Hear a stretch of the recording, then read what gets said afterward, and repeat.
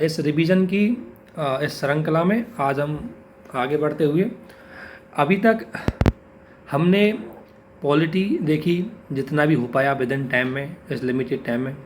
फिर इसके बाद हालांकि हमने काफ़ी चीज़ें डिटेल से पढ़ने की कोशिश की। फिर इसके बाद हमने हिस्ट्री देखी और हिस्ट्री के अंतर्गत प्राचीन भारत, मध्यकालीन भारत की जितना भी हो पाया शब्दावली लेकर के या टर्मोलॉजी से रिलेटेड जितनी भी चीज़ें हैं, उसमें कल्चर वाले पार्ट को भी हमने साथ साथ लिया। अब हम आधुनिक भारत के श्रृंखला में आगे बढ़ते हुए आज गांधी युग को देखेंगे, जहाँ से भी प्रश्न गांधी युग है ये 1919 से लेकर 1948 तक के रहता है, तो यहाँ से भी सब क्वेश्चन आने की संभावना रहती है। उससे पहले हमने आपको मतलब ब्रिटिश काल के अंतर्गत जो उनके सिविल सेवक के सुधार थे, उन्होंने मतलब प्रशासनिक संबंधी जो सुधार किए, मतलब अपने शासन को स्थायित्व देने के लिए, अपने शासन को यहाँ पर दीर्घकालीन स्थायित्व सतत बनाए रखने के लिए और संगठित और मजबूत बनाए रखने के लिए। इसके बाद उन्होंने अपने आप को शिक्षा में सुधार किए अपने हितों की पूर्ति के लिए। फिर उन्होंने पुलिस में वो चीज़ें हमने यहाँ पर देख ली और फिर उसके बाद समाचार पत्र पत्रिकाओं को किस तरीके से उन्होंने उनकी स्वतंत्रता को किस तरीके से सीमित करने का समय समय पर प्रयास किया। अब उसी में हम गांधी, उसके बाद मैंने थोड़ा सा आपसे बोला था कि उदारवादी और जो गरम दल और नरम दल की जो नेता हैं, इनका नाम आपको ध्यान रखना है थोड़ा सा। गरम दल और नरम दल के नेताओं का ये थोड़ा सा एक बार पीसीएस में डायरेक्ट क्वेश्चन आने की संभावना रहती है। बाकी आपको पता है नरम दल के जो साधन है वो तो क्या रहेंगे, पत्र, शांति के माध्यम से जाएंगे, वार्ता करेंगे, ठीक है ना, और लेटर लिखेंगे, मतलब ये इनके मतलब साधन रहेंगे उदारवादी विचारधारा के। और जो उग्रवादी है ये थोड़ा बहिष्कृत करेंगे, इनके है बहिष्कार, है ना, स्वदेशी अपनाओ विदेशी त्यागो, तो ये उग्रवादी है। मतलब जो गरम दल के नेता हैं वो इनको करेंगे। इसके बाद जो उदारवादी और जो गरम दल के नेता है, मतलब नरम दल और गरम दल के जो नेता है, उन्होंने वो ज़्यादातर जनता को पूरी तरह आंदोलन से नहीं जोड़ पाए। लेकिन इसमें अब आगे आता है महत्वपूर्ण रूप से महात्मा गांधी, जो आपको पता है मतलब अफ्रीका में वो अपने आप पे महत्वपूर्ण भूमिका निभा चुके थे। अफ्रीका में उन्होंने सत्याग्रह का प्रयास किया और सत्याग्रह का साधन का प्रयोग करते हुए वहाँ के लोगों को अधिकार दिलाए, जो भारतीय लोग भी थे वहाँ पर प्रवासी रह रहे थे उनको, और साथ साथ में अफ्रीका के मूल निवासियों को भी उन्होंने अधिकार दिलाए। तो अफ्रीका गांधी जी के लिए एक बहुत महत्वपूर्ण, उसके जीवन में बहुत महत्वपूर्ण रहा। उसको मतलब गांधी जी ने खुद एक स्टेटमेंट दिया था दिल्ली में आए थे जब, कि मेरा जन्म तो डेफिनेटली भारत में हुआ, लेकिन रियलिटी में मेरे व्यक्तित्व का निर्माण है वो कहाँ पर हुआ, अफ्रीका में, क्योंकि मैं वहीं से सीखा हूँ सारी चीज़ें। वहीं से मैं सत्याग्रह के साधन हैं उनको सीखा हूँ, वहीं से मैंने जनता की अच्छाइयाँ बुराइयाँ उनको समझा, वहीं से मैंने मतलब किस तरीके से एक निरंकुश सत्ताधारी शासन के विरुद्ध में मतलब एक आंदोलन है उसको किया जाए और बिना हिंसा के उसमें सफलता प्राप्त की जाए। इसलिए गांधी जी कहते हैं कि मेरा जो वास्तविक मेरी पर्सनैलिटी का डेवलपमेंट हुआ है वो यहाँ पर हो। अब इसमें हम ज़्यादा, ये तो खैर मेंस के पॉइंट ऑफ व्यू से थोड़ी स्टोरी मैंने बता दी, अब हम इसको नहीं देखेंगे, हम डायरेक्ट हम फैक्चुअल सवालों पे जाएंगे जहाँ से प्री में आने की संभावना रहती है। तो गांधी जी के द्वारा, महात्मा गांधी जी के द्वारा अफ्रीका में क्या क्या किया, आपको पता है ये 1894 अफ्रीका में गए और पूरे 1915 तक ये भारत में आए। इस दौरान ऐसा नहीं है कि बीच में बिल्कुल नहीं आए, बीच में भी गांधी जी आए थे, लेकिन कोई पब्लिक मीटिंग में गांधी कभी नहीं आए। पब्लिक मीटिंग में 1915 के बाद ही आते हैं। अफ्रीका में गांधी जी के अगर देखें तो गांधी जी महत्वपूर्ण कार्य देखें तो गांधी जी ने अफ्रीका में एक नटाल इंडियन कांग्रेस का गठन किया। ध्यान रखना, नटाल इंडियन कांग्रेस का गठन किया और इसने अपनी एक इंडियन ओपिनियन नाम की एक पत्रिका जारी की। ध्यान रखना, कोई भी संस्था है तो अपने विचारों को किस माध्यम से जनता के पास पहुंचाएं, इसके लिए उनके पास कोई, आज का जैसे सोशल मीडिया है, इसलिए उस टाइम का जो लेखन मीडिया था या जो समाचार मीडिया था उसके माध्यम से वो अपनी जो बातें हैं उनको पहुंचाएं। इसके लिए इन्होंने भी एक इंडियन ओपिनियन नाम से एक समाचार पत्रिका या नामक पत्रिका निकाली और इस नटाल इंडियन कांग्रेस, इसी के माध्यम से इन्होंने वहाँ पर इंडियन फ्रेंचाइजी बिल है जो ये है, इसके विरुद्ध में उन्होंने वहाँ पर वो किया। क्योंकि इसमें क्या, इंडियन फ्रेंचाइजी बिल में क्या था कि फ्रेंचाइजी मतलब एक तरह से जो व्यापारियों का समूह या व्यापार करते थे भारतीय लोग वहाँ जा करके, तो इस बिल के अंतर्गत उनको क्या है कि इसकी जो उनकी जो योग्यता है वो उनको मताधिकार से वंचित किया गया था इस एक्ट के अंतर्गत। तो उसके विरुद्ध में एक तो ये कारण था इंडियन फ्रेंचाइजी जो बिल है, जिसमें भारतीय थे, जो व्यापारी थे भारतीय वहाँ, उनको व्यापार जो मताधिकार है उनको सीमित कर दिया गया इसमें। इसके बाद एक पंजीकरण प्रमाण पत्र था, मतलब इनमें जो भी भारतीय वहाँ रहते थे या जो भी मतलब अब भारत के वहाँ पर जाते थे या मतलब गैर जो श्वेत मतलब अश्वेत लोग थे उनको रजिस्ट्रेशन करवाना पड़ता था, एक रजिस्ट्रेशन सर्टिफिकेट देना पड़ता था। वो भी 3 साल में या कुछ टाइम के बाद एक्सपायर हो जाता था, फिर उसका दोबारा लेना पड़ता था। अगर किसी ने रजिस्ट्रेशन नहीं करवाया तो उसको क्या देना पड़ता, जुर्माना देना पड़ता, जो भी बहुत बड़ी राशि थी, 3 पाउंड या कुछ ऐसे था। इसके अलावा भारतीयों के प्रवेश पर प्रतिषेध लगाए थे उन्होंने। मतलब ये घटनाएं हुई, इनके बाद गांधी जी ने वहाँ इंसिडेंट किए। इसके बाद टॉलस्टॉय फर्म है, इसका गठन किया गांधी जी ने। ये फर्म का गठन इसलिए किया क्योंकि आपको पता है किसी भी आंदोलन को चलाना है उसके लिए फंडिंग की ज़रूरत पड़ती है। तो टॉलस्टॉय फंड जो फर्म है इसके माध्यम से गांधी जी फंड है जुटाना चाह रहे थे ताकि आंदोलन में जो ज़रूरतें हैं उनको पूरी किया जा सके। और एक पॉलिटिक्स और एक भारतीय विभागों को एक चीज़ और करी, अंग्रेजों ने एक एक्ट लेके आए थे वहाँ अफ्रीका में, और उन्होंने सारे गैर ईसाई जो विवाह थे उन सारे गैर ईसाई विवाहों को क्या कर दिया, गैर कानूनी घोषित कर दिया।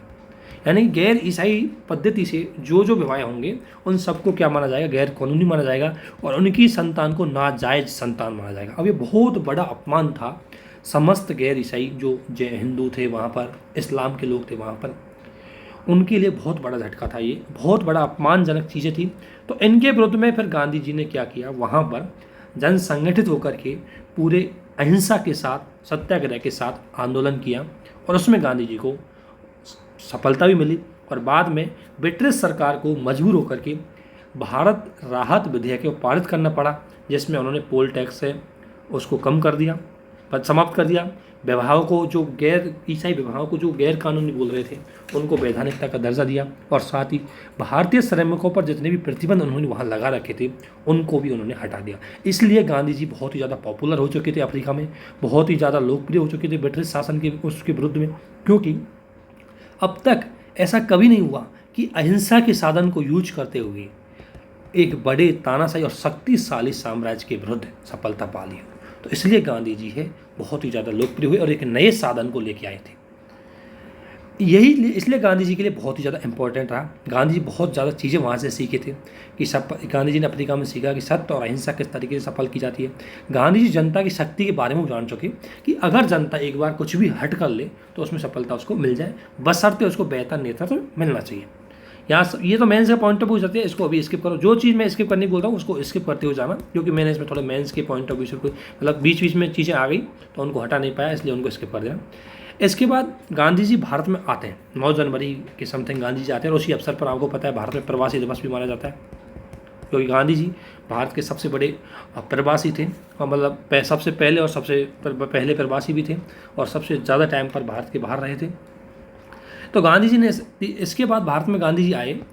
इनको छोड़ देना अभी, ये जो चीज़ मैंने लिखी हुई है इनको अभी छोड़ देना, इसमें कोई इंपॉर्टेंट नहीं, प्री के हिसाब से नहीं। गांधी जी के 3 आंदोलन भारत में बहुत फेमस रहे थे शुरू में। एक रहा चंपारण 1917 में, इसके बाद अहमदाबाद और प्रारंभ में 1918 में, और खेड़ा ये भी 1918 में। तो ये 3 आंदोलन हैं, ये गांधी जी के बहुत ज़्यादा रहे। चंपारण आंदोलन आपने पढ़ रखा होगा, ये चंपारण ये है बिहार में, वहाँ पर आंदोलन हुआ था। उसका रीज़न क्या था कि यहाँ पर एक 3 कठिया नाम का एक सिस्टम चलता था, जिसमें अपनी जमीन पर एक निश्चित हिस्से पर इनको नील की खेती करनी पड़ती थी। और नील की खेती करने के बाद आपको पता है कि भूमि है अनउपजाऊ हो जाती है, और साथ ही में नील की खेती पर होने वाले प्रोडक्ट का इनको लाभ भी नहीं मिलता था। लेकिन जब नील की खेती इसलिए होती थी क्योंकि नील आपको पता है कपड़ों में यूज की जाती थी वेस्ट यूरोप में, तो वहाँ पर जाती थी, और इनके जो नील के बागान है उनको बड़ी मात्रा में लाभ प्राप्त होता। लेकिन जर्मनी में एक चीज़ इंसिडेंट घटित हुई, जर्मनी ने आर्टिफिशियल नील है वो बना ली मशीनों, मतलब उन्होंने कुछ केमिकल मिला करके ऐसे, तो फिर इस नील की वैल्यू वहाँ पर मार्केट में गिर गई। फिर ब्रिटिश सरकार ने, मतलब ब्रिटिश के जो बागान थे उन्होंने क्या किया कि इनसे बोला कि हाँ अब ठीक है, आप यहाँ पर क्या मत करो, नील मत करो, लेकिन इसकी क्षतिपूर्ति के बदले आप मुझे एक्स्ट्रा टैक्स दो। ये मेन लड़ाई का इशू था चंपारण आंदोलन में। फिर गांधी जी, राजकुमार शुक्ला गांधी जी को बुला के लाते हैं, गांधी जी आते हैं वहाँ पूरी वो करते हैं, उसके बाद गांधी जी को सफलता भी मिलती है, और उनके जो क्षतिपूर्ति जो उनसे एक्स्ट्रा वसूला गया था उसको वापस भी किया जाता है कुछ हद तक। अहमदाबाद है, ये मिल मालिकों के विरुद्ध होता है। और खेड़ा आंदोलन है, ये मुख्य रूप से किसान आंदोलन था। इसमें वहाँ क्या होता खेड़ा में कि वहाँ पर मतलब एक अकाल पड़ गया, अकाल के बावजूद भी वहाँ पर टैक्स है, क्योंकि एक अकाल मतलब अकाल संहिता हो या एक मानवता हो, ये इस बात का प्रोविजन करती है कि अगर अकाल पड़ा है तो उस टाइम पर टैक्स है उसको थोड़ा कम किया जाए, लेकिन वहाँ पर टैक्स है उसको बढ़ा दिया। तो गांधी जी ने उनके विरुद्ध भी आंदोलन कर दिया। तो इन आंदोलनों से गांधी जी है वो श्रमिक वर्ग के बीच में और किसान वर्ग के बीच में बहुत ही ज़्यादा लोकप्रिय हो गए, और ये दोनों वर्ग अब भारतीय राष्ट्रीय आंदोलन में भी जुड़ गए, और इस आधार पर भारतीय राष्ट्रीय आंदोलन है उसका भी विस्तार होने लगा। इसके बाद एक फेमस एक्ट आता है रॉलेट एक्ट, 1919 में रॉलेट एक्ट आता है।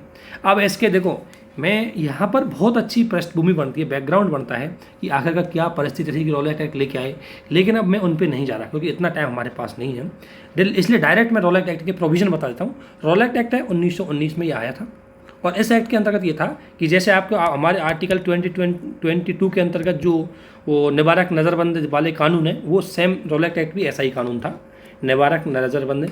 इसके अंतर्गत क्या है कि शंका के आधार पर, मतलब आपने कोई अपराध नहीं किया, शंका के आधार पर आपको गिरफ्तार किया जा रहा था, और विशेष न्यायालय की स्थापना की ताकि गिरफ्तारी ताकि उनकी मतलब तुरंत उनको क्या दी जाए, सज़ा जो भी है उनको रखा जाए वहाँ पर। और इसमें ध्यान रखना किसी भी निर्णय के विरुद्ध अपील नहीं की जा सकती थी, नहीं इसमें पुलिस को बहुत ज़्यादा शक्ति मिल गई थी, और न आप वकील कर सकते थे, न आपको अपील कर सकते थे, और न ही आपको कोई रिलीफ था। इसलिए इस कानून को काले कानून की संज्ञा दी जाती है 1919 के रॉलेट एक्ट की।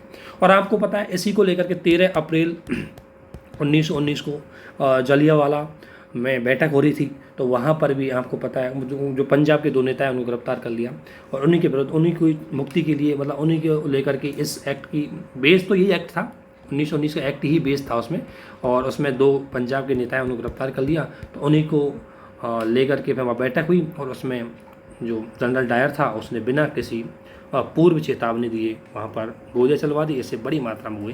तो इससे एक तरह से गांधी जी अब तक जो एक तरह गांधी जब भारत में आए थे, गांधी जी थोड़ा सा ये था कि जो ब्रिटिश जो है वो भारत के लिए अच्छी, लेकिन गांधी जी की धीरे धीरे ब्रिटिश को लेकर के नकारात्मकता गांधी के मन में बढ़ती चली गई, क्योंकि ब्रिटिश ने काम ही कुछ ऐसे कर दी, ठीक है ना। तो रॉलेट एक्ट ने, ये रॉलेट एक्ट हो गया, रॉलेट एक्ट को ध्यान रखना थोड़ा सा। ये इसके बाद ही जलियांवाला हत्याकांड हुआ 13 अप्रैल आपको पता है, और 1919 को हुआ था। ये पंजाब में जलियांवाला जगह पर हुआ, इसमें बड़ी मात्रा में निहत्थे भारतीयों पर गोली चला दी गई, और इसकी बड़ी आलोचना की भारतीय नेताओं, लेकिन ब्रिटिश ने आज तक इसको गलती के रूप में स्वीकार नहीं किया। जनरल डायर को तो पुरस्कृत भी किया गया था इसकी वजह सज़ा देने के बजाय। इसके बाद नागपुर अधिवेशन कांग्रेस का बहुत फेमस अधिवेशन हो जाता है, जो 1920 में हुआ था। नागपुर अधिवेशन में कांग्रेस ने स्वराज को अपना नारा बनाया, स्वराज, ध्यान रखना पूर्ण स्वराज की बात नहीं है अभी तक, सिर्फ स्वराज को अपना उद्देश्य बना लिया आपने कि भारत में अब स्वराज प्राप्ति करेगा, लेकिन ये स्वराज अभी तक डोमिनियन था, डोमिनियन स्टेटस। डोमिनेट स्टेटस क्या होता है? डोमिनेट स्टेटस का मतलब है कि आपके ऊपर अंतिम कंट्रोल ब्रिटिश का रहेगा, लेकिन भारत में पूरा शासन है वो आप चलाओगे, ये था। तो डोमिनेट स्टेटस की ये मांग करी इन्होंने। इसके बाद कांग्रेस ने अब यहाँ पर अपने संगठन को मजबूत किया, 15 सदस्यीय कार्यकारिणी समिति का गठन किया, और अखिल भारतीय समिति का गठन भी इसके अंतर्गत किया गया था। कांग्रेस ने पहली बार अपना जो दायरा है, अपना जो क्षेत्र है, वो धीरे धीरे शहरों से ग्रामीण स्तर तक बढ़ाना चालू कर दिया, और इसमें ग्रामीण क्षेत्रों में विभिन्न प्रकार की समितियाँ बनाई गई ताकि ज़्यादा से ज़्यादा लोग हैं वो कांग्रेस से जुड़ सकें। और इसके साथ ही प्रांतीय कांग्रेस समितियों का भी भाषा के आधार पर गठन किया गया, और इसमें जो एलिजिबिलिटी थी वो एलिजिबिलिटी को घटा करके, मतलब जो उम्र थी उसकी न्यूनतम उम्र 18 वर्ष कर दी कि 18 वर्ष से या उससे अधिक का सभी व्यक्ति है वो कांग्रेस की सदस्यता ग्रहण कर सके। इसलिए कांग्रेस के इस अधिनियम को बोलते हैं कि कांग्रेस ने इसमें अपना लोकतांत्रिकरण किया, मतलब अपना विस्तार किया, इसको मतलब विकेंद्रीकरण किया, अब इसको ग्रामीण क्षेत्र तक पहुंचाया।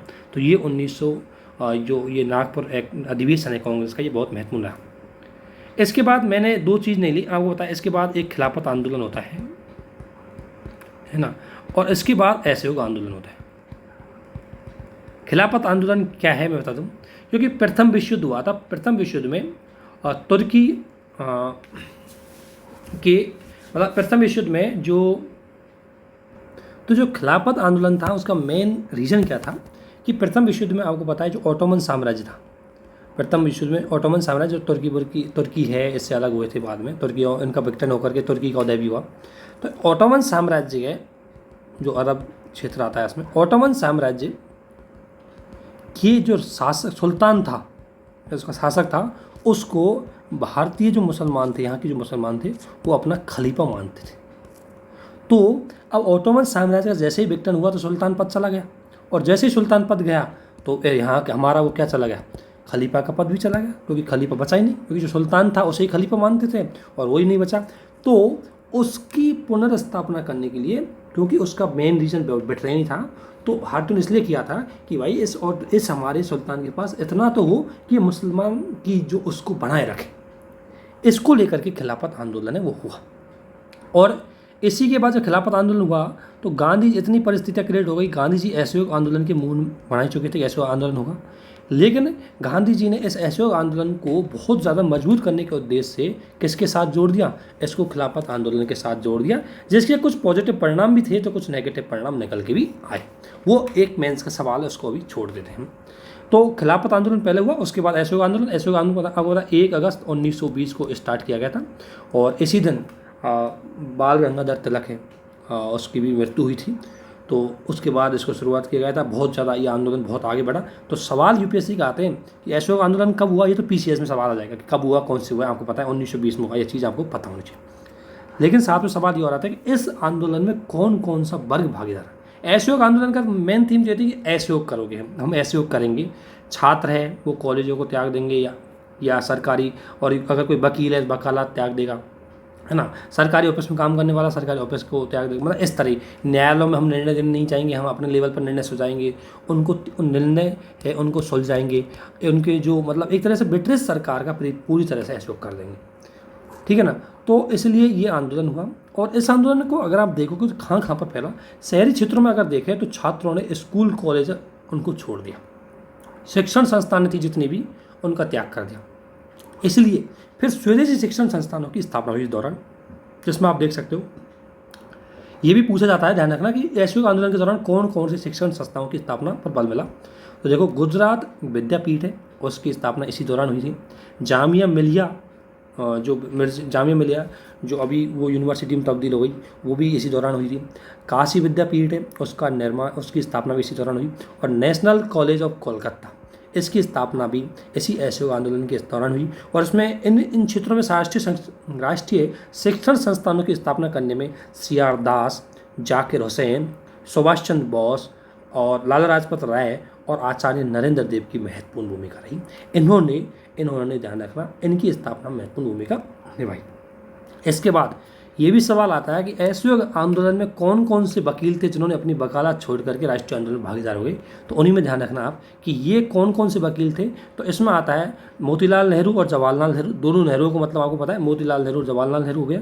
CR दास, C राजगोपालाचार्य, सरदार वल्लभ भाई पटेल, आसिफ अली, डॉक्टर राजेंद्र प्रसाद, सफुद्दीन किचलू और T प्रकाशन, ये थे जिन्होंने मुख्य रूप से अपनी जो वकालत है, जो पहले वकील के पेशे पर वकालत करते थे, उनका त्याग करके राष्ट्रीय आंदोलन से जुड़ गए। तो ये भी प्री के लिए आपको एक इम्पॉर्टेंट सवाल जाता है, इसलिए इनका नाम एक बार ज़रूर याद रखें। इसके अलावा मद्रास के अलावा ध्यान रखना, मद्रास की जस्टिस पार्टी है, ये आपको पता है दलितों के उद्धार के लिए थी, और ये नहीं दलितों के उद्धार के लिए थी। और ये जो थे जैसे डॉक्टर अम्बेडकर भी डॉक्टर BR अम्बेडकर है, वो भी ज़्यादा नहीं चाहते थे कि मतलब ब्रिटिश शासन के विरुद्ध कुछ किया जाए। उनका उद्देश्य था कि पहले भारतीय समाज में सुधार किया जाए, इसलिए इन्होंने इस आंदोलन का समर्थन नहीं किया जस्टिस पार्टी ने। बाकी सभी राज्यों की जो काउंसिल थी, काउंसिल मतलब जो विधान परिषद थी, विधानसभा या विधान परिषद जो 1919 के एक्ट के अंतर्गत बनी भी थी या उससे पहले भी चल रही थी, उन्होंने सब ने बहिष्कार कर दिया। विदेशी वस्तु हैं उनका बहिष्कार कर दिया गया, उनकी होलियाँ जलाई गई, और इस कारण से बड़ी मात्रा में ब्रिटेन से आने वाली वस्तु हैं उनका मूल्य गिर गया, मतलब उनको बहुत कम हमने आयात किया, आयात में बहुत डाउन हो गया। और इसके कारण ध्यान रखना, गांधी जी ने इसी दौरान केसर-ए-हिंद की उपाधि है वो जो अंग्रेजों ने उनको दी थी, उसको गांधी जी ने त्याग दिया था। कब? असहयोग आंदोलन के दौरान। इसके अलावा ये शहरी क्षेत्रों में तो हमने देखा ये असहयोग आंदोलन का विस्तार ग्रामीण क्षेत्रों में था, क्योंकि ध्यान रखना सवाल विस्तार में आते हैं कि असहयोग आंदोलन हुआ ये आपको पता है, लेकिन इंसिडेंट कहाँ कहाँ पे हुए ये भी आपको पता होना चाहिए। तो इसमें संयुक्त प्रांत और बंगाल प्रांत, संयुक्त प्रांत और बंगाल प्रांत थे, जो उनमें जमींदारों की जो अनुचित मांगे थी, अनुचित मांगे क्या होंगी जमींदारों की? टैक्स ज़्यादा देना। तो इन्होंने उसको अस्वीकार कर दिया ग्रामीणों ने, किसानों ने, कि भाई अब हम आपको टैक्स नहीं देंगे, क्योंकि अब असहयोग आंदोलन चालू हो गया तो उन्होंने भी असहयोग करना चालू कर दिया। पंजाब में आपको पता है अकाली आंदोलन चला। रीज़न क्या था कि पंजाब के जो अमृतसर में जो गुरुद्वारा है उसमें जो महंत थे वो बड़े करप्ट थे, और उन करप्टों के विरुद्ध में अकाली दल ने भी आंदोलन चला दिया, और बाद में ये धीरे धीरे आगे भी बढ़ा और अकाली दल की स्थापना भी इसी दौर में हुई जो वर्तमान में है। इसके बाद असम में जो चाय बागान के जो मजदूर थे, या स्टीमर आप जानते होंगे जो मतलब चलती है, नाव चलती है एक तरह से, उनके जो मजदूर थे स्टीमर पे काम करने वाले मजदूर, और रेलवे कर्मचारियों ने भी हड़ताल कर दी। ये क्या है, ऐसे वो कर दिया। और आंध्र प्रदेश के गुंटूर जिले में चिराला नराला कस्बे में भी टैक्स देने, ये बहुत फेमस कस्बा है उस टाइम, मतलब भारतीय इतिहास में रहा। चिराला पराला, ये नराला नहीं पराल है, चिराला पराल कस्बा है जिसमें टैक्स देने से उन्होंने मना कर दिया। और साथ ही आंध्र प्रदेश की जनजातियों ने वन कानूनों के खिलाफ आंदोलन कर दिया। केरल में मोपला किसान आंदोलन इसी दौरान रहा, और आपको पता है असहयोग आंदोलन के दौरान मोपला किसान था जो बाद में जमींदारों के विरुद्ध में इन्होंने किया, जो बाद में इसमें ऐसा जैसे असहयोग आंदोलन आया उसको थोड़ा और ज़्यादा बढ़ावा मिल गया और ज़्यादा एक्टिव हो गया। लेकिन बाद में ऐसे आपको पता है मोपला जो किसान आंदोलन है वो थोड़ा सांप्रदायिकता के रूप में कन्वर्ट हो गया, क्योंकि उसमें जो जमींदार थे वो हिंदू थे और किसान थे वो मुसलमान थे, तो उसमें सांप्रदायिकता आ गई थी, लेकिन वो अलग पॉइंट हो जाता है। तो इतनी इंसिडेंट है इस असहयोग आंदोलन के दौरान हुई थी।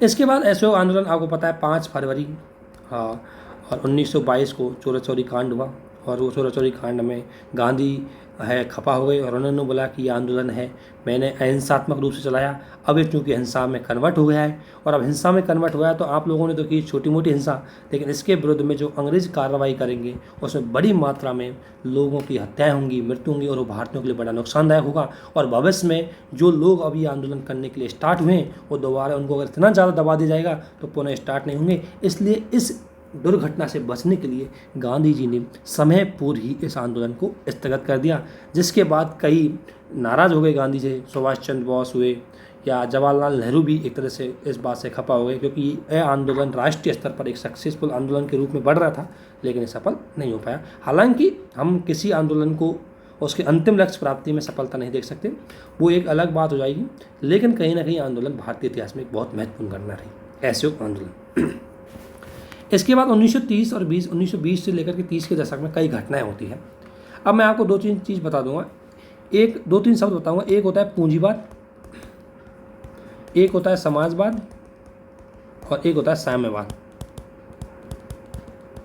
देखो पूंजीवाद शब्द जब भी आता है, पूंजीवादी विचारधारा आती है, ये हमेशा व्यक्ति के अधिकारों की बात करेगी, लेकिन व्यक्ति के अधिकारों की बात करेगी, ये स्वतंत्रता की बात करेगी, है ना, ठीक है ना। ये बाजार की बात करेगी, बाजार सारे निर्णय खुले लिए जाएंगे, राज्य का कंट्रोल नहीं होना चाहिए, ठीक है ना। ये था पूंजीवादी व्यवस्था। समाजवादी व्यवस्था क्या बात करती है, ये सामाजिक न्याय की बात करेगी, यानी गरीबों के कल्याण के लिए बात किया। और पूंजीवादी में ध्यान रखना अमीरों की ज़्यादा चलती है, जो अमीर होगा और ज़्यादा अमीर वो तो चला जाता है, और जो गरीब है वो गरीब होता चला जाता है। जबकि समाजवादी व्यवस्था समानता पर बल ज़्यादा देती है, समानता पर बल देती है। दूसरी बात सामाजिक न्याय या समाज के वंचित वर्गों के कल्याण पर बल देती है। इसमें मजदूरों, गरीबों और कल्याणों पर बहुत ज़्यादा फोकस किया जाता है।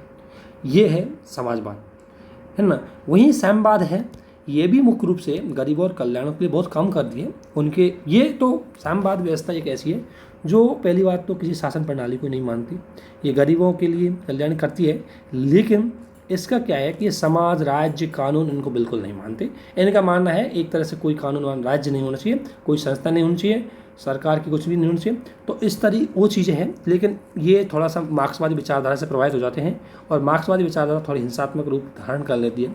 मतलब उसका एक हालांकि मार्क्स ने डायरेक्ट तो कभी नहीं बोला, लेकिन जो उसके अनुयायी है जो बाद में फॉलो करते हैं वो उसको अलग तरीके से व्याख्या करके उनसे हिंसात्मक रूप शामिल कर लेते हैं। इसमें क्रांति का रूप बोलते हैं कि क्रांति के माध्यम से जो शासन व्यवस्था गरीबों, मजदूरों, श्रमिकों के विरुद्ध है उसको उखाड़ के फेंक दो। और इसी विचारधारा से आपको पता है हमारा नक्सलवाद भी आगे बढ़ा। तो इस दौरान आपको पता है जो समाजवादी विचारधारा है, अब आपको पता है समाजवादी विचारधारा ये इसमें क्या होगा, इसमें श्रमिकों के लिए, गरीबों के लिए, और जो है तो गांधी इसमें सुभाष चंद्र बोस और नेहरू जी समाजवादी विचारधारा से बहुत ज़्यादा प्रभावित थे, तो इसलिए इस दौर में समाजवाद का प्रभाव बढ़ने लगा। अब ये ब्रिटिश के लिए बहुत बड़ा खतरा था, क्योंकि रसिया था वो समाजवादी हो चुका था, मतलब साम्यवादी समाजवादी विचारधारा दे चुका था, तो उसका प्रभाव अब वो रसिया कहीं ना कहीं इनडायरेक्ट रूप से हो सके इनको समर्थन कर दे, इसलिए ब्रिटिश थे वो पूंजीवादी थे, तो इसलिए ब्रिटिश ऐसे विचारकों को दबाना सोचेगा। इसलिए जो भगत सिंह है भगत सिंह है, भगत सिंह भी समाजवादी थे, एम.एन. राय ये साम्यवादी था एम.एन. राय।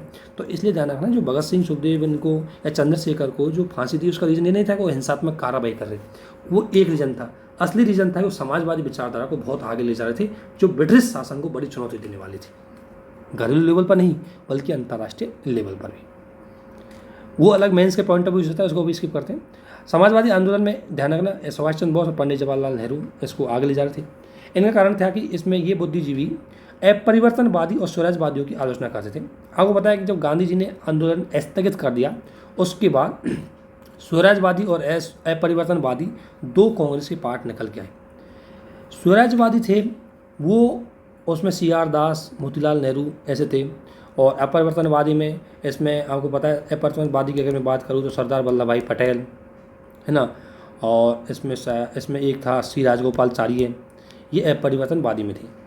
अपरिवर्तनवादी है ये कहते थे कि नहीं, हमें गांधी जी का जो आंदोलन है उसको थोड़ा आगे बढ़ाना चाहिए और विधान पार्षदों में भाग नहीं लेना चाहिए चुनाव प्रक्रिया।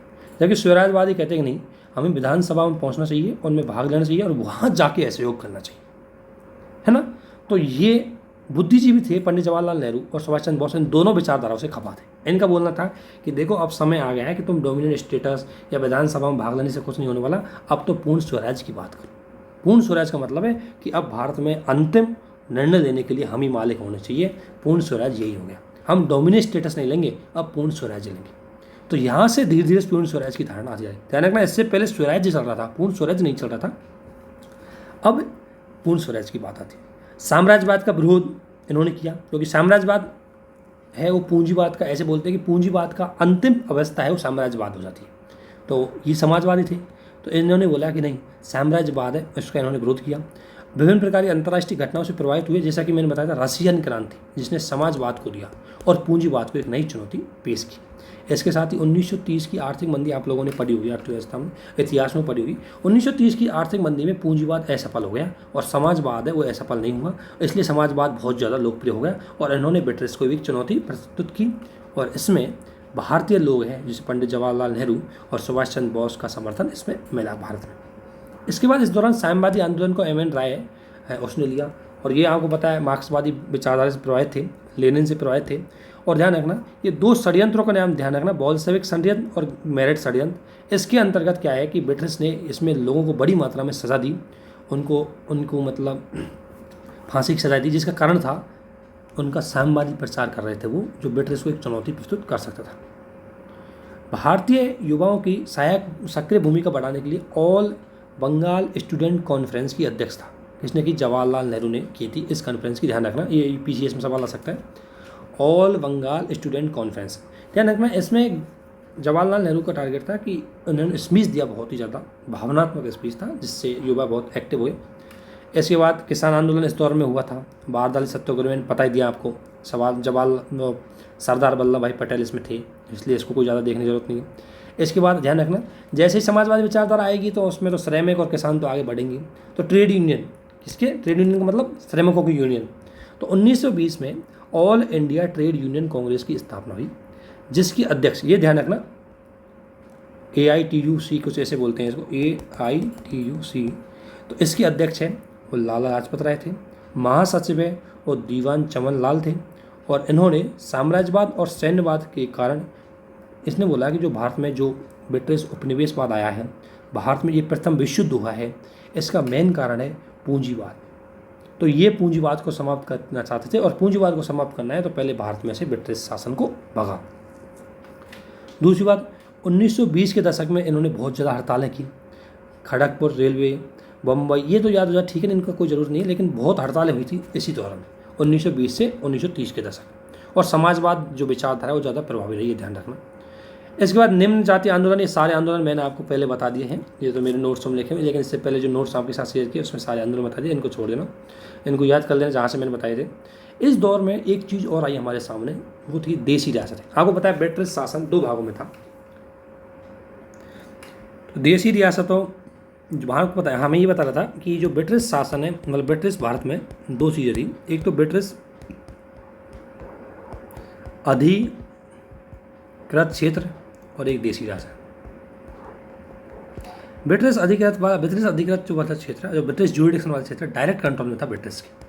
और दूसरा देसी रियासतें, जिन पे देसी शासक हैं, जो राजा थे वो शासक कर रहे थे, लेकिन बाहर रूप से कंट्रोल ब्रिटिश शासन का ही था। तो जो देसी रियासतें थी, ये अभी तक हम बात कर रहे थे पूरी ब्रिटिश शासन के अंतर्गत, लेकिन ये देसी रियासतें, इनमें भी आंदोलन चल रहा था। तो देसी रियासतों में प्रजामंडल आंदोलन आए, और इन्होंने, जब आपको पता है जब ब्रिटिश शासन हो रहा था, तो अब आपको पता है ब्रिटिश शासन जो आंदोलन होते हैं वो लोकतंत्र की मांग करेंगे, स्वतंत्रता की बात करेंगे, अधिकार की बात करेंगे। तो देसी रियासतों में भी जो राजाओं का शासन था उसके विरुद्ध भी आंदोलन होंगे, क्योंकि राजा भी अंतिम रूप से ब्रिटिश शासन के प्रतिनिधि थे। तो उनमें भी आंदोलन हुए, उसे प्रजामंडल आंदोलन बोलते हैं। और इनमें भी राजनीतिक जागृति फैली और स्वतंत्रता के लिए आंदोलन चले। इसमें एक इंपॉर्टेंट घटना हुई थी, all India state people conference की कॉन्फ्रेंस हुई थी 1927 में, जिसमें बलवंत राय मेहता और माणिकलाल कोठारी ये प्रमुख, मणिलाल कोठारी ये प्रमुख लीडर थे जिन्होंने प्रजामंडलों में आंदोलन चलाए। प्रजामंडल आंदोलन का चरित्र तो वही था, इनका उद्देश्य था कि भाई प्रजामंडल आंदोलन से सामंतवाद, क्योंकि आधा राजा तो सामंत थे उस टाइम के लिए, तो सामंतवादी व्यवस्था और साम्राज्यवादी व्यवस्था को समाप्त किया जाए, शासक और सामंत ब्रिटिश प्रभाव इनको सबको समाप्त किया जाए। और इनकी मांग थी कि जो देसी रियासतों में जो जनता है उसके लिए स्वतंत्रता का अधिकार दिया जाए, लोकतंत्र वहाँ पर स्थापित किया जाए। इसलिए इन्होंने वही कार्यक्रम चलाए। देसी, ध्यान रखना, इसका भी सवाल आ सकता है कि प्रजामंडलों ने कौन से कार्यक्रम चलाए, आंदोलन क्या किया। तो इन्होंने कोई हिंसात्मक कार्यक्रम ज़्यादा नहीं किए। इनके कार्यक्रम थे गांधी जी की विचारधारा से प्रभावित थे रचनात्मक कार्यक्रम, यानी कि विद्यालयों की स्थापना करना, खादी का प्रयोग करना, अस्पृश्यता के खिलाफ आंदोलन करना, कुटीर उद्योगों को प्रोत्साहन करना, ये सारे कार्य क्या है, शराबबंदी के खिलाफ आंदोलन करना, ये सभी कार्य क्या है, रचनात्मक कार्यक्रम है, जो देसी रियासतों के विरुद्ध उस टाइम इन वहाँ पर भी जो जनता जो एक्टिव हुई उन्होंने किए थे। इसके अंदर दो संगठन भी बहुत महत्वपूर्ण है। एक है हितवर्धक सभा, इसकी स्थापना 1921 हुई। ये देसी रियासतों से रिलेटेड एक राष्ट्रीय संगठन था, जिसका उद्देश्य था दक्षिण की जितनी भी देसी रियासत हैं उनके लोग हैं, उन रियासतों में रहने वाली जो आम जनता है, उस आम जनता की समस्याओं का समाधान किया जाए। तो ये संस्था उस पर काम करती थी। इसके बाद एक संस्था और आई, अखिल भोर संस्था प्रजामंडल सभा। इसको ध्यान रखना, अखिल भोर जो संस्था थी ये, इसमें एक चीज़ थी कि अखिल भोर मतलब ये भोर है, ध्यान रखना, ये जगह है, आपको पता है पुणे के पास एक जगह थी, वहाँ थी। तो भोर क्षेत्र के लोगों की समस्याओं का समाधान करने के लिए 1921 में इसकी भी स्थापना की गई थी, वामन राव पटवर्धक के द्वारा। ये नाम आपको अगर समझ में नहीं याद लिख लेना, पटवर्धक है ये, वामन राव पटवर्धक के द्वारा अखिल भोर संस्थान प्रजामंडल की स्थापना इसके द्वारा की गई थी। इसके बाद साइमन कमीशन बहुत फेमस होता है। इसके बाद साइमन कमीशन आता है भारत में। तो साइमन कमीशन के बाद में आपने सुना होगा कि हुआ क्या था कि 1919 का जो एक्ट है उसमें एक प्रोविज़न था कि अगले 10 वर्ष, जब ये एक्ट लागू होगा इसके 10 वर्ष बाद इसका रिव्यू करने के लिए एक कमीशन आएगा। तो ये एक्ट लागू हुआ 1921 में, अर्थात 1931 में आना चाहिए, लेकिन साइमन कमीशन आ गया 1928 में। उसका रीज़न क्या था, समय पूर्व आने का रीज़न एक तो क्या था कि एक तो ब्रिटेन में टोरी सरकार वहाँ पर उस टाइम थी, वो चाहती थी कि भारत में मैं कुछ सुधार करके ब्रिटेन की जनता का कुछ क्या करूँ, एक तरह से उन ब्रिटेन की जनता को बता सकूँ मैंने कुछ किया है। तो वो चुनाव जीतने के उद्देश्य से वो चाह रही थी कि कुछ भारत में किया जाए, तो इसलिए उन्होंने समय पूर्व भेजने का निर्णय लिया। साथ ही आपको पता है भारत में भी, और दूसरी बात भारत में इस दौरान कोई हिंदू मुस्लिम में कोई मतलब एक तरह से कुछ सांप्रदायिक तनाव नहीं हो रहा था, तो वो चाह रहे थे कोई ऐसा इंसिडेंट भारत में लाया जाए ताकि तनाव बढ़ जाए। तो कब आएगा इंसिडेंट, जब कोई ऐसी आप रिपोर्ट लेके आओ, ऐसा कमीशन भेजो जो दोनों में विरोध करवा सके। और साथ ही इसी दौरान नेहरू और सुभाष चंद्र बोस बहुत ज़्यादा एक्टिव हो चुके थे, और इस पे साथ ही ब्रिटेन पर दबाव आ गया किसका, अब तक तो डोमिनेट स्टेटस की बात कर रहे थे, अब इन्होंने मांग कर दी स्वराज, पूर्ण स्वराज की। तो इस आधार पर ये 1927 में समय पूर्व भी आ गया और 1929 में इसने रिपोर्ट दी। इसका आपको पता है विरोध भी किया गया था, भारत में ज़बरदस्त विरोध किया, इसको काले झंडे दिखाए गए, ठीक है ना। और इसी में जब विरोध करते टाइम लाला लाजपत राय, उस पर पुलिस ने ज़बरदस्त लाठियाँ बरसाई और इसके बाद उसकी मौत हो गई। और इसको लेकर के भगत सिंह सुखदेव ग्रुप बहुत ज़्यादा खपा हुए और उन्होंने फिर जो है उसकी हत्या कर दी उस अंग्रेज़ की जिसने ये काम किया, और उसके बाद उनको भी उनको भी बाद में फांसी मिल गई। तो ये काफ़ी आगे बढ़ गई इंसिडेंट। लेकिन इसमें ध्यान रखना, इसके बाद इसमें जो इसको में कारण था विरोध करने का, एक कारण था जो मेन था, वो ये था कि जब भारत के किसी कानून को आप रिव्यू करने के लिए आ रहे हो, लेकिन रिव्यू करने वाले सब अंग्रेज थे, तो फिर भाई किस बात का रिव्यू, तुम तो अपने हिसाब से रिपोर्ट बना के यहाँ पेश कर दोगे। तो वास्तविक रूप से आपका अधिनियम कितना सक्सेस रहा, कितना अनसक्सेस रहा, इसका रियलिटी में तो कुछ चीज़ आ ही नहीं पाएगी। और हमारा आप रिव्यू कर रहे हो तो आपको शक्ति किसने दी? इसलिए एक भी इसमें भारतीय शामिल न होने के कारण इसका विरोध किया गया था। इसने अपनी रिपोर्ट प्रस्तुत की जिसमें केंद्र सरकार में उत्तरदायी सरकार या द्वैध शासन का कोई सुझाव इन्होंने नहीं दिया, कि इन्होंने बोला कि कोई उत्तरदायी सरकार केंद्र में नहीं होनी चाहिए और नहीं वहाँ पर द्वैध शासन होना चाहिए। ये मैंने आपको बता दिया था पॉलिटी में कि द्वैध शासन का मतलब क्या है और उत्तरदायी सरकार का मतलब भी क्या है। दूसरी बात, जबकि इसके बावजूद भी इसने मना किया, इसके बावजूद भी 1935 के एक्ट में ये प्रोविजन ला दिए इन्होंने। दूसरी बात, पृथक निर्वाचिका क्षेत्रों को सुरक्षित रखा और इसने एक बात और बोली कि दलितों के लिए भी पृथक निर्वाचिका क्षेत्र होना चाहिए। मैं भी आपको दो चीज़ बताऊंगा, एक होता है पृथक निर्वाचिका, एक होता है संयुक्त निर्वाचिका। इन दोनों में अंतर क्या होता है वो भी बताऊंगा अभी।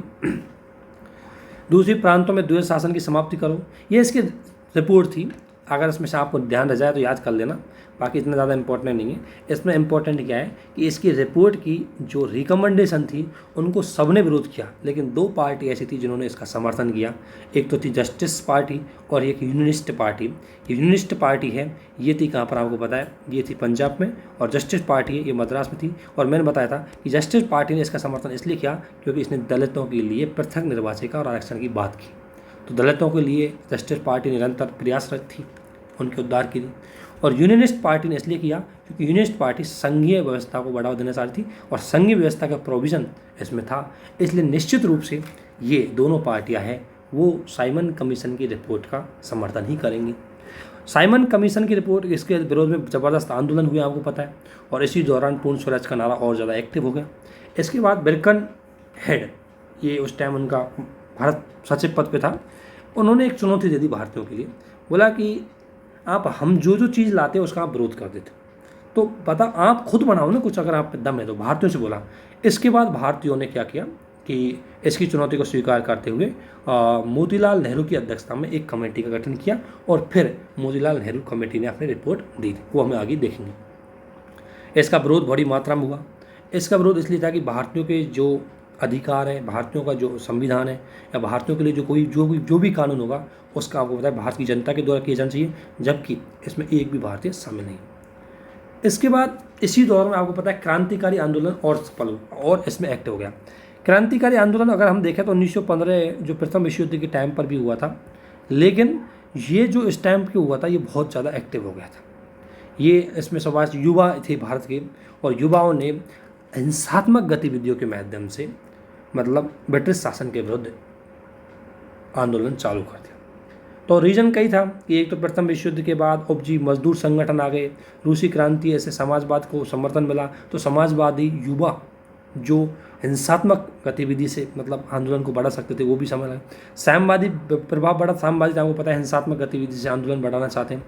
गांधी जी ने असहयोग आंदोलन लिया तो जो युवा है बहुत ज़्यादा खपा हो गए थे, और नरमपंथी गर्मपंथी तो पहले से ऐसा पल हो चुके हैं। उन्होंने बोला कि देखो, कागज़ देने से, लेटर देने से और बहिष्कार करने से कभी भी आपको अंग्रेज इस शक्तिशाली और ये मतलब एक तरह से कठोरतापूर्ण नीतियाँ का फॉलो करने वाले ये ब्रिटिश शासक है, ये कभी यहाँ से जाने वाले नहीं है। इसलिए इनका मानना था कि यहाँ पर व्यक्तिगत हिंसा के माध्यम से जो अलोकप्रिय ब्रिटिश अधिकारी उनकी हत्या करके उनमें भय व्यक्त किया जाए, उनके विरुद्ध युवा जैसे एक की हत्या करेंगे तो उससे क्या है कि यहाँ पर राष्ट्रीय भावना और बढ़ेगी, फिर एक अगर मान लें इनमें से युवा मर गया तो वो नई राष्ट्रीय भावना और बढ़ा देगा। इस तरीके से इनका आंदोलन था, इनका उद्देश्य था कि फिर हम हिंसात्मक गतिविधि के माध्यम से इनको वो किया जाए, यहाँ पर आंदोलन को चलाया जाए और इनको मतलब जो ब्रिटिश शासन है उसको मुँह तोड़ जवाब दिया जाए, उसको बाहर से भगाया जाए।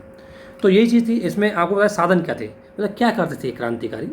तो ये क्रांतिकारी क्या करते थे, एक तो धन प्राप्ति के लिए बैंकों को लूटते थे और सरकारी खजानों को लूटते थे, और उस प्राप्त धन का आपको पता है क्या प्रयोग करते थे, हथियार लाने में, ताकि ब्रिटिश शासन के विरुद्ध लड़ें। और ये सक्रिय आंदोलन इन्होंने लक्ष्य प्राप्ति हेतु अन्य क्षेत्रों में सक्रिय आंदोलन का साथ सामंजस्य किया कि ये तो छुपे छुप के काम करते थे, लेकिन कुछ आंदोलन चल रहे थे वहाँ से जनता का समर्थन जुटाने के लिए भी इन्होंने प्रयास किया। इनका क्या था, अलोकप्रिय ब्रिटिश अधिकारियों की हत्या, और इनका उद्देश्य था कि बम और शस्त्रों के माध्यम से निर्माण किया जाए, विदेश से हथियार लिया जाए, और साथ ही शस्त्र प्रयोग के लिए ट्रेनिंग भी दी जाए, युवाओं को उनको भागीदार किया जाए इसमें, और फिर इस आंदोलन के इसमें इसलिए इसमें कई इन्होंने गुप्त संगठन भी बनाए। इसके लिए क्रांतिकारियों के प्रमुख संगठन अगर देखें तो एक मित्र मेला और अभिनव भारत, ये ध्यान रखना, ये संगठन को जरूर यूपीएससी सवाल पूछती है, पीसीएस में सवाल आने की संभावना बहुत ज़्यादा रहती है कि किस किस संगठन से, किस किस ऑर्गेनाइजेशन से कौन कौन सा व्यक्ति जुड़ा हुआ था। जैसे मित्र मेला और अभिनव भारत की मैं बात करूं तो वीर सावरकर द्वारा इनका गठन किया गया था। और अभिनव भारत है ये यंग इटली, इसको यंग इंडिया बोल सकते हैं। यंग इटली जो मेजिनी, जो इटली के थे मेजिनी, उनकी विचारधारा से प्रभावित था। तो सावरकर के द्वारा ये और इसमें क्या, युवाओं को, छोटे युवाओं को भर्ती किया जाता था, उनको प्रशिक्षण किया जाता था और उनमें राष्ट्रीय भावनाएं जगाई जाती थी। दूसरा अनुशीलन समिति, जैसे ज्ञानेंद्र नाथ, अनुशीलन समिति की 2 ब्रांच थी। मिदनापुर की ब्रांच का हेड था ज्ञानेंद्र नाथ और ढाका में जो इसकी ब्रांच थी उसका हेड था बारिंद्र कुमार घोष। इनका नाम थोड़ा सा आप 1-2 बार जरूर देखना क्योंकि इसमें आने की संभावना रहती है। इसके बाद स्वदेव बांधव समिति है, इसका बारीमल के द्वारा बनाया गया था इसका संगठन को। एक है हिंदुस्तान रिपब्लिक एसोसिएशन है, इसको सचेंद्र नाथ सन्याल के द्वारा, सन्याल इसका नाम, सचेंद्र नाथ सन्याल के द्वारा किया गया था। नौजवान सभा है, इसको भगत सिंह द्वारा बनाया गया था। और ध्यान रखना, यही हिंदुस्तान रिपब्लिक एसोसिएशन को जब हिंदुस्तान सोशलिस्ट रिपब्लिक एसोसिएशन बनाया गया, ये चंद्रशेखर के द्वारा बनाया गया था। और इन प्रमुख संगठनों ने कई समाचार पत्रिकाएं भी कि ध्यान रखना, अपने बातों को प्रचार करने के लिए, अपने विचारों को जनता में बढ़ाने के लिए, जनता को अपने विचारों से जोड़ने के लिए आपके पास कुछ चीज़ तो है होनी चाहिए, कुछ साधन तो होने चाहिए जिसकी मदद से आप कर सकें। तो प्रमुख पत्रिकाएं आई, जैसे भवानी मंदिर है, इसको अरविंद घोष लेके आए। युगांतर है, इसको बारिंद्र कुमार घोष। संध्या है, इसको ब्रह्म बंदोपाध्याय ये लेके आए। और बंदी जीवन है, इसको सत्येंद्र नाथ लेके आए। बम मैनुअल है, इसको PN बापल लेके आए। और स्वतंत्रता संग्राम में सावरकर की थी। और वंदे मातरम में ये मैडम भीकाजी, जो विदेशों में भारतीय राष्ट्रीय आंदोलन को चला रही थी, उन्होंने इसको लेके आए थे। इनको जरूर एक बार देखना, प्रमुख पत्रिकाएं ये सवाल बहुत ज़्यादा आते हैं इसलिए।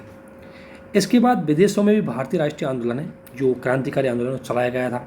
जैसे देख सकते हैं इंडियन हाउस की स्थापना श्यामजी कृष्ण वर्मा के द्वारा लंदन में की गई थी। और यहाँ पर जो लंदन में रह रहे भारतीयों को इसमें जोड़ करके आंदोलन को आगे बढ़ाने का प्रयास किया। इसके साथ गदर पार्टी की स्थापना अगर देखें तो सैन फ्रांसिस्को, जो यूएसए में है सैन फ्रांसिस्को में लाला हरदयाल ने, बरकतुल्ला, इसका नाम ये देख नहीं रहा, इसको ध्यान रखना, बरकतुल्ला और रामचंद्र, इन तीनों ने मिलकर के गदर पार्टी की स्थापना है की। और अमेरिका में इन्होंने जो वहाँ के लोग रहते भारतीय लोग, उनको जोड़ करके आंदोलन को आगे बढ़ाया जाए इसके लिए। इसके बाद इंडियन इंडिपेंडेंस लीग, इसकी स्थापना जर्मनी में लाला हरदयाल ने की। तो लाला हरदयाल पहले सैन फ्रांसिस्को में थे, बाद में चले गए जर्मनी में और वहाँ जा कर के भी इन्होंने आंदोलन आगे बढ़ाया। इसके बाद आप देखो तो आंदोलन को अगर और देखें इसके बाद, तो मैंने बताया था कि हिंदुस्तान रिपब्लिक एसोसिएशन ये काकेरी कांड से जुड़ा हुआ है, 1924 में हुआ। और उसके बाद हिंदुस्तान सोशलिस्ट रिपब्लिक एसोसिएशन है, ये बाद में 1928 में कन्वर्ट हो गया और इसका टारगेट था स्वतंत्रता। और ये चंद्रशेखर आज़ाद के नेतृत्व में था और ये समाजवादी विचारधारा से प्रभावित हो चुका था। और चंद्रशेखर आज़ाद के कहने पर भगवती चरण बोहरा के द्वारा बम का दर्शन एक किताब लिखी गई थी। ये अंतिम टाइम में लिखी गई थी। और आप एक चीज़ देखोगे, सुभाष चंद्र बोस, भगत सिंह, ये जितने भी हैं, इनके अंतिम विचारों को अगर देखेंगे तो अंतिम विचार में यह था कि हिंसात्मक गतिविधियां हैं वो कभी आंदोलन में सफल नहीं हो पाई। ध्यान रखना, लास्ट में इन्होंने हिंसात्मक गतिविधियों की आलोचना की थी अंतिम टाइम में। शुरू में तो ये हिंसात्मक गतिविधि अपना रहे थे, लेकिन अंतिम टाइम में इन्होंने, शुरू में तो अहिंसा का बहुत ज़्यादा विरोध करते थे, इन्होंने पूर्ण स्वतंत्रता का समर्थन किया और एक गणतंत्रात्मक शासन व्यवस्था भारत में स्थापित करना चाहते थे, ये इनका टारगेट थे। लेकिन कुछ जब बाद में इन्होंने, जब इनसे बातें पूछी गई थी बाद में लास्ट में, तो इन्होंने बोला कि अगर आंदोलन है वो आंदोलन लोकतांत्रिक होना चाहिए और शांतिपूर्ण तरीके से किया जाना चाहिए। बाद में बोली, लेकिन अगर इनके विचार देखें, मूल विचार है, वो मूल विचार तो अहिंसा का विरोध करते थे, वो हिंसा पर आधारित थे। इसके बाद बंगाल में भी ये घटनाएं हुई थी ये क्रांतिकारियों में। बंगाल में सूर्य सेन, निर्मल सेन और गणेश घोष है, इनके द्वारा की गई थी। इन्होंने इंडियन रिपब्लिकन आर्मी बनाई गई थी, इनके द्वारा इंडियन रिपब्लिकन आर्मी बनाई गई थी बंगाल में, जिसने क्या किया कि चट्टग्राम में अंग्रेजों का एक शस्त्रागार था, उस पर ढाबा बोल दिया। ढाबा बोल करके वहाँ की बंदूकों तो ले लिया, लेकिन उनके जो छर्रे थे बंदूकों के, जो उनमें गोले बारूद होने चाहिए थे, वो बंदूकों में मतलब वो जो छर्रे हैं वो वहाँ पर नहीं मिले इनको। बाद में अंग्रेजों ने इन पर कार्रवाई की और इनमें से कई को पकड़ भी लिया था। इसके अलावा आपको पता है इसमें यहाँ पर प्रीतिलता नाम की महिला है वो भी शामिल थी। शांति घोष और सुनीति चौधरी का आपने नाम सुना होगा। इन दोनों ने मिलकर के वहाँ के डीएम है उसकी हत्या कर दी, जो बहुत मतलब क्रूर प्रवृत्ति का था। इसलिए तो देखो आंदोलन में ये जो व्यक्ति देख रहे हैं आपको, ये याद होना चाहिए, क्योंकि सवाल इन्हीं के आते हैं प्री में, इसलिए इनको ले रहे हैं। मेंस में इनको इतना ज़्यादा पढ़ने की जरूरत नहीं होती, लेकिन प्री के लिए इतने फैक्ट है वो लिए जा रहे हैं। तो आपसे निवेदन है कि इन थोड़ा सा 1-2 बार पढ़ करके, और आपने पढ़ भी रखा होगा, 1-2 बार इनको याद कर लेना। इसके बाद विदेशों में आपको पता है, मैंने बता ही दिया, मैडम भीमा काजी है, उसने जर्मनी में आंदोलन चलाया, वही अभी ऊपर लिखा है वही चीज़ है ये, ठीक है ना। इसके बाद महिलाओं की भूमिका रही थी, आसफ अली, उषा मेहता और लतिका घोष है, ये महिला है, इन्होंने महत्वपूर्ण भूमिका निभाई। और ये इस आंदोलन कितना सफल रहा कितना असफल रहा ये तो अभी हमारे लिए इम्पोर्टेंट नहीं है, इसलिए इसको छोड़ देना आप, है ना। और ये आंदोलन किस तरीके से गांधी के विचारों से भिन्न है, तो आप जान सकते हो गांधी जी हिंसा को बिल्कुल स्वीकार नहीं करते थे। गांधी जी की सभाएं ओपन होती थी क्योंकि वो तो खुल के विरोध करते थे, जबकि ये गुप्त रूप से करते थे। तो ये चीज़ें ज़्यादा इंपॉर्टेंट नहीं है, ये तो मेंस के पॉइंट ऑफ व्यू से इनका जब विश्लेषणात्मक इनका वो पूछे जाए हमसे कुछ आलोचना या इनका तुलना, तब यूज करते हैं। अब प्री के फैक्ट से आते हैं कांग्रेस सोशलिस्ट पार्टी पे। तो कांग्रेस सोशलिस्ट पार्टी से कौन कौन से नेता जुड़े हुए, ये सवाल पूछना ज़रूरी, बहुत ज़्यादा इंपॉर्टेंट होता है। तो इसकी स्थापना 1934 में कांग्रेस के अंतर्गत, क्योंकि जब समाजवादी विचारधारा लोकप्रिय हुई तो कांग्रेस ने भी अपनी विचारधारा को थोड़ा आगे बढ़ाते हुए उसकी एक ब्रांच खुली, उसमें कुछ जो सोशलिस्ट विचारधारा वाले लोग थे उन्होंने कांग्रेस के अंतर्गत ही कांग्रेस सोशलिस्ट पार्टी की स्थापना की। इसमें आप देखोगे तो आचार्य नरेंद्र देव, ठीक है ना, जयप्रकाश नारायण, अशोक मेहता और मीनू मसानी और राम मनोहर लोहिया बाद में इसमें जुड़ गए थे। तो ये प्रमुख समाजवादी थे जिन्होंने समाजवादी आंदोलन चलाया था। इनका उद्देश्य था कि स्वतंत्रता को, इनका पहला टारगेट तो स्वतंत्रता ही है, पहले तो हम अंग्रेजों से स्वतंत्र हों, तभी तो समाजवादी विचारधारा को आगे बढ़ा पाएंगे। दूसरा, इन्होंने बोला कि समाजवाद को अगर आगे बढ़ाना है तो राष्ट्रवादी भावना होनी चाहिए, और साथ ही इनका आंदोलन भी अहिंसात्मक रहा, लेकिन उन्होंने मजदूरों और किसानों को अपने आंदोलन में जोड़ा। इनका आंदोलन भी अहिंसात्मक था क्योंकि ये भी शांतिपूर्ण तरीके से समाजवादी विचारों के टारगेट है उनको प्राप्त करना चाहते थे। अब नेहरू जी के योगदान देखें तो नेहरू जी ने, आपको पता है कि समाजवादी विचारधारा जुड़े हुए थे।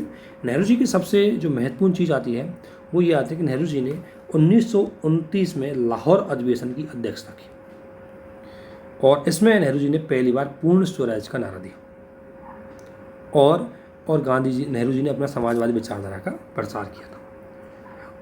ये इसके बाद आपको पता है कि समाजवादी विचारधारा का प्रभाव बहुत ज़्यादा बढ़ भी गया था। कैसे बढ़ा कि 1929 में पट्टाभी सीतारामैया, गांधी जी समाजवादी विचारधारा से नहीं जुड़े हुए थे, ये ध्यान रखना।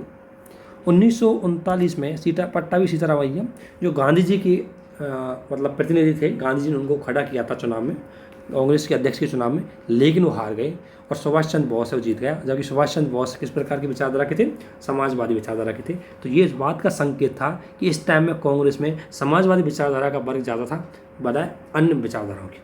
तो इसमें आपको पता है गांधी जी बहुत खपा भी हो गए 1939 के इसमें, जो त्रिपुरी अधिवेशन हुआ था इसमें, और बाद में सुभाष चंद्र बोस को त्यागपत्र भी देना पड़ा, क्योंकि सुभाष चंद्र बोस नहीं चाहते थे कि किसी भी तरह से कांग्रेस का विभाजन हो। और इसके बाद भारत में 1938 में राष्ट्रीय योजना समिति आई, जिसमें गरीब और कल्याणों के लिए, किसानों के कल्याण के लिए एक राज्य की भूमिका क्या क्या होनी चाहिए डिसाइड किया, और ये हीरापुर अधिवेशन हुआ था, उसकी अध्यक्षता भी सुभाष चंद्र बोस ने की थी। इसके बाद इसमें कोई ज़्यादा इंपॉर्टेंट नहीं है, अभी हम इसको छोड़ देंगे कि कितना असफल हुआ, ये इंपॉर्टेंट नहीं है, इसको छोड़ देना। इसके बाद हमें है कुछ आगे और फैक्चुअल चीज़ें आती हैं, उनको देखें तो उसमें इसके बाद अब थोड़ी और आगे हम बढ़ते हैं। तो मुस्लिम लीग ने भी अब पाकिस्तान की मांग करना चालू कर दिया, और 1940 की समथिंग को दिल्ली प्रस्ताव लेके आए थे, है ना।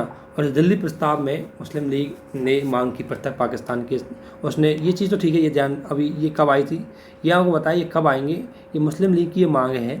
ये मांग जब बर्कन हेड के द्वारा चुनौती दी गई थी, उससे पहले भी आ चुकी थी कि पृथक निर्वाचिका के लिए जो दिल्ली प्रस्ताव आया था, इसमें मुस्लिम लीग की कई अच्छी मांगें भी थी, कई ऐसी मांगें थी, लेकिन इन मांगों को अभी हम छोड़ते हैं। इससे पहले मैं आपको एक चीज़ बताऊंगा, इसको ज़्यादा अभी ध्यान मत दो क्योंकि इसमें कन्फ्यूज होने का चांस ज़्यादा है, इसलिए इसको छोड़ देना।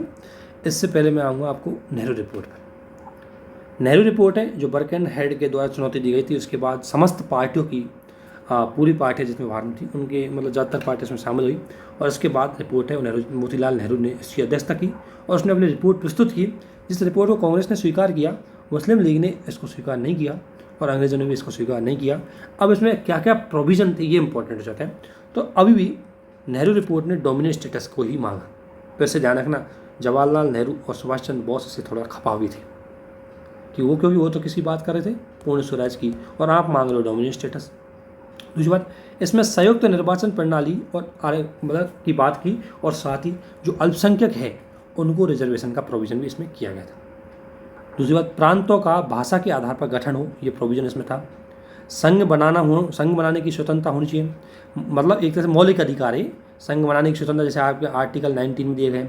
महिलाओं के मताधिकार, वयस्क मताधिकार, ये ऐसे मौलिक अधिकारों का प्रोविज़न इस नेहरू रिपोर्ट में किया गया था।